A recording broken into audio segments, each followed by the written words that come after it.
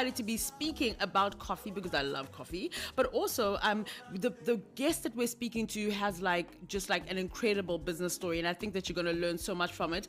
Founded in April 2025, Pilgrims Specialty Coffee is redefining Zambia's coffee culture by making premium specialty coffee more accessible, convenient, and memorable. As a mobile-first coffee brand, Pilgrims brings expertly crafted coffee experiences directly to people through pop-up cafes, corporate activations, private events, and bespoke coffee catering. With a passion for quality hospitality and carefully sourced beans, they're proving that great coffee isn't just about what's in the cup, it's about the experience that comes with it. How I wish they would do a pop-up right now at Channel Africa. I'm so glad to be talking to Musa Jesse. Good morning, Musa. How are you?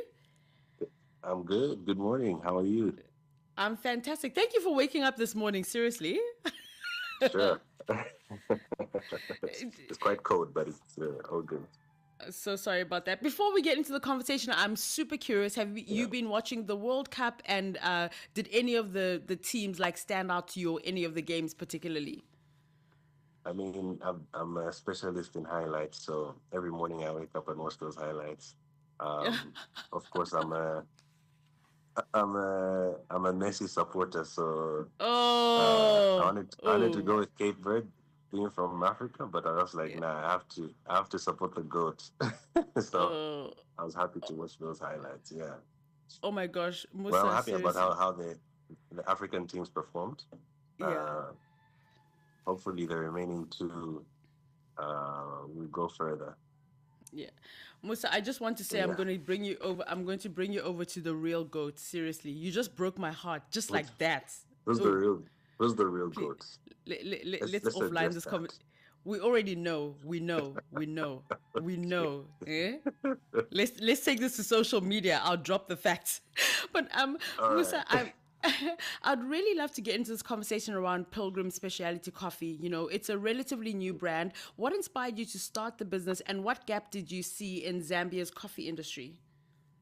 hmm Yeah.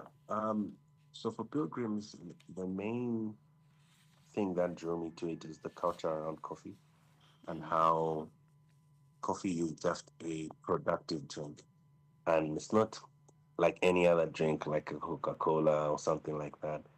It sort of comes with an identity, and it sort of comes in a certain drive that when you're drinking coffee, you just think of yourself in a certain way, and you use it when you want to be more productive.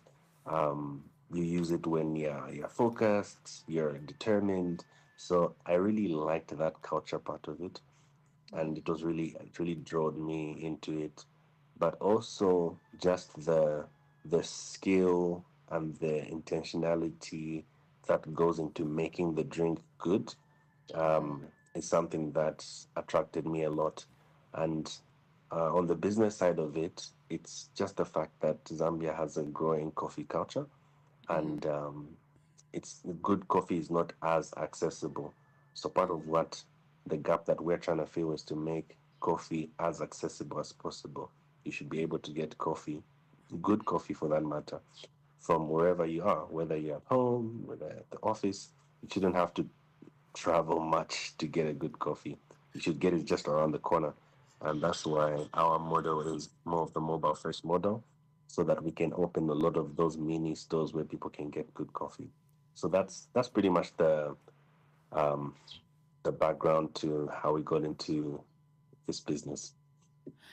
Now, Musa, I would like to know. I mean, you and I have had this conversation before, but I'd really love for you to share just the story about the quality of Zambian coffee beans. Because for most people, when you think about coffee or the coffee industry in Africa, Zambia doesn't pop up. Like, you know, people might be surprised thinking, like, oh, you guys have, like, you can make coffee. Do you even grow coffee beans? Are they even worth the, compared to the standard of, like, say, an Ethiopia, Uganda, all of those other countries. Yeah. So can you please Mhm. share? I love the story that you shared about the quality of Zambian coffee beans. So rep for your country. Yeah, yeah. So the main thing about the Zambian coffee is that it's undersupplied. So the demand for Zambian coffee, only 30% of the demand for Zambian coffee is met. Starbucks buys Wow. coffee from Zambia. Yeah. So the quality of Zambian coffee is really good, and when people try it, it's just like, this is amazing. Why isn't this being done much?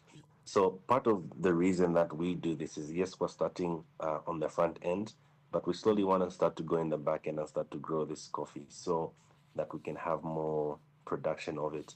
Um, yeah, I think I mentioned the funny story of an Ethiopian who's living in Zambia. So he went back to his country with some Zambian coffee, and they had this competition.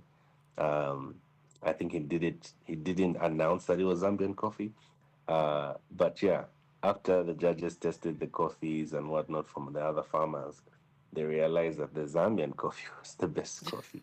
And this is Imagine. Ethiopia is literally known for their coffee. So Yeah. if the Zambian coffee stood up, then it tells you something about the quality of it. So yeah, part of what we need to do is not only market Zambian coffee well, but we need to like ramp up the production of it so that we can be able to meet what the both the local and the global demand of it is. So yeah, Zambian coffee is the best coffee. Now, as a founder with Pilgrims Specialty Coffee, outside of yourself, being like, a founder, who would you say or would be like the most valuable player, in your ecosystem or in the coffee industry? Who's the most valuable player that any founder would want to have on that can make the difference in the coffee, the quality, and also how people engage with it? Hmm. I mean, that's a good question. Um, yeah, I think I would say two main people. Um, Number one would be, of course, the grower, the one who like knows the exact quality to put in the ground, how to process it well, and make sure that the quality is good. Um, but also, I think it would take a lot of um, middlemen connecting, let's say, the local farmers to the export market and connecting them to clients who would actually love um, the coffee that's being produced. But again, for me, it's just about how we as founders can market ourselves and our businesses. We're living in a global world, social media, where you can reach literally anyone just using social media. So for me, that would be the main part to get moving. If we can market ourselves well, everything else falls in place. People know how to reach out to you.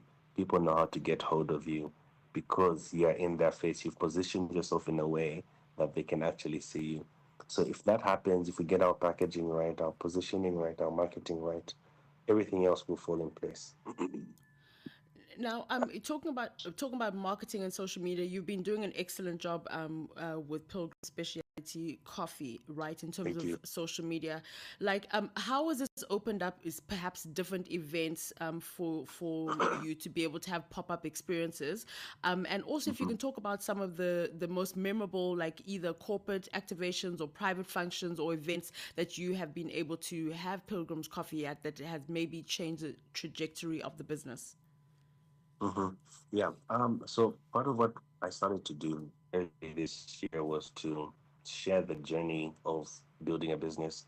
Uh, Not only because it's a good marketing tool, but also just to bring people along and show people how and what it looks like to build a business from scratch.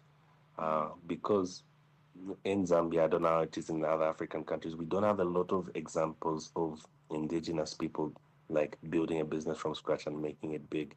So, of course, we are not yet big, but just bringing people along into that journey of saying, okay, these are the struggles that we go through. This is how things happen. It doesn't happen overnight. You have to go through these phases. So I found it important to share that part of it so that people can also be encouraged and inspired to start. And also for the people who are already on the journey to know that they are not alone in whatever they would be facing. I So love that. that was really important to me. But with that, when you're building in public, of course, a lot of people look at your videos because they want to see a story. People love a good story. So when they're looking at those stories and when they're seeing those stories, they naturally gravitate to what you're doing and they want to provide opportunities for you. They want to feel like they are part of your story. So with that, you have a lot of people hit you up and say, "Oh, okay, have you thought of this place? So can I invite you to this event, or can I plug you into our workplace so that you can come and serve the coffees there?" So in that sense, social media is a good tool for you to get more opportunities. But from our experience, what we've noticed is the best way to get other business is by killing it with the single opportunity that you're given. The most recommendations actually come from people who've tried our Love that. coffee and loved Yeah. it, and they're saying, "Listen, we need to get these guys here, or you guys need to get these guys if you want a good show." So, in as much as the visibility is good, your main needle mover is the quality of your product and the quality of your business, because that is what will get you in the door. A lot of eyeballs will come because of your visibility, but if you truly want to make traction, you have to make sure that when people do try you, they can't turn back, because they're like, okay, this is a great business, this is a great product, we need to have them here, or we need to have them in the next event. So the main recommendation is definitely the quality, but the visibility is what gets you in the door. Yeah. I love that. That's such a powerful way to think about it. Like once you get in the door based on visibility and the work that you're doing in terms of marketing, social media and everything, make sure that whatever event it is that your business is being exposed, your product, anything like that, that you knock it out the park. Because I have actually Right. heard from so many founders, like some of their bigger business deals actually come from recommendations and from people who will be Mm-hmm. willing to put their name behind your brand. So that's such a powerful thing. That's right. Now, Musa, I just, looking ahead, what are your ambitions for Pilgrim Specialty Coffee, and can that coffee lovers in Zambia and maybe in the surrounding region, can expect from you? Yeah. So in the short term, we want to make sure that we, yeah, cover Zambia. Zambia is our first target. Of course, this is our home. So it doesn't make, um, I've always been of the belief that first of all, you should win at home before you start to export whatever it 100%. is that you're doing. So that's our focus. Yes, people will say, no, it's a small market, but the question I always ask people is, okay, are you feeding 100% of that small market before you go anywhere else? So Yeah. that's our target. We don't want to do like big stores and cafes. We want to do more of the mobile thing so that we can be more accessible, so that we can be in more places, and um, we can sort of be economically efficient so that we can serve even smaller numbers of clients. Because the thing that happens when you're doing brick and mortar or a big store is that you have to take in those overheads that are higher than what they're supposed to be, let's say in a mobile unit. So we want to keep our overheads very low so that we can be able to be in more places. So the idea is to expand the mobile facility, first of all in Osaka, then take it to the country. And once we've successfully done that, we will start to get into African countries so that uh, Pilgrims can be the biggest coffee brand in Africa and the biggest coffee chain in Africa. So that's the goal. That's what we are chasing, and that's what we are strategizing and planning and looking in towards to make sure that we achieve that goal. And we look at it in the long term. We're not hungry to be the biggest brand in next month or tomorrow. We see Yeah. this as a year plan, and we want to do it sustainably in a way that we don't burn out or we don't overstretch ourselves where we end up closing the business because we were just too hungry to get it too soon. Uh, from my experience and from other successful people that I've seen, it's really a long-term game, and the first years are the toughest. And when you get through those first years, you have a solid foundation to manage even a big business. So if you grow too fast, you find yourself in a place where you don't have the necessary character for you to sustain the bigger growth that has come because you didn't go through the initial struggles that you were supposed to, that were supposed to build your character and make you a stronger businessman and know what mistakes not to make and make you more of a good steward of the resources that you've been given. And for you to handle them well, you do have to get through those losses. You have to um, get through bad hires. You have to get through cash flow issues. Once you get through those, you know how to do them well, and you know how not to get yourself back in a situation where you're struggling with that again. So the tough years are for building character, and we're in a place where we're embracing those tough years so that we know that whenever something bigger comes, we will know how to manage it well because we've been through the tough times. Yeah. Now, Musa, before we let you go, I wish I was in Zambia so I could taste some of your coffee. But how would you Yeah. describe like a cup of Pilgrim Specialty coffee? Like, what makes it, like, in terms of taste and texture, for somebody who might be Yeah. listening or watching from a different part of the continent or a different part of the world or in the diaspora, and they want to know, what does it taste like? Like, what is the taste? How would you describe it in the most like marketably, like, yum yum kind of way? I get you. So a pilgrim's cup is not only warm, but it's like once you have a taste of it, you know that okay, this is a smooth drink. It's not harsh on your mouth where you feel like you need to make faces or whatnot. No, it just has the right blend of coffee where it's not too bitter, but it is like caramelly, it's creamy, but at the same time, it has the depth of a good tasting coffee. So that's what you get with the Pilgrim's Cup. And for us, we just make sure that in our process, we follow the right parameters to get out a great coffee.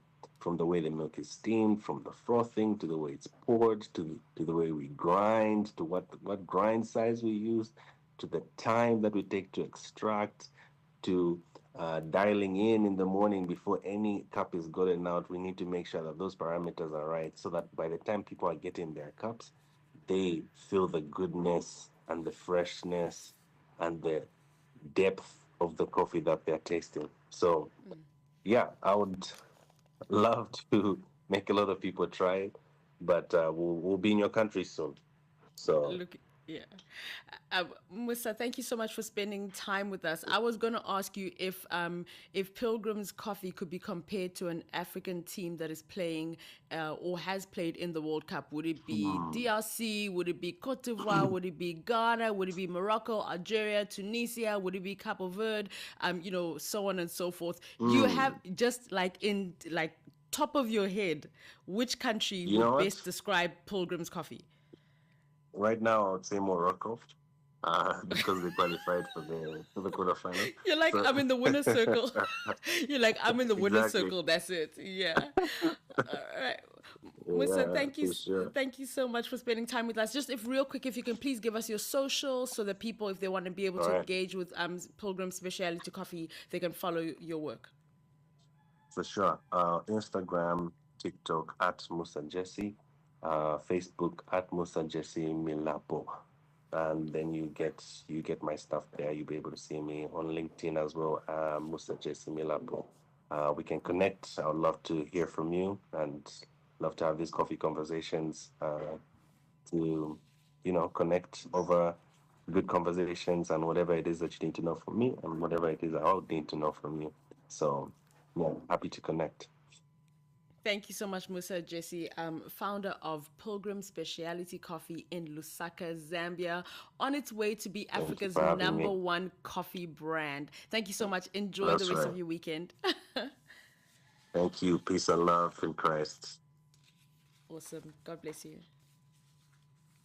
Este é o Caleidoscópio de Canal África. Com Remo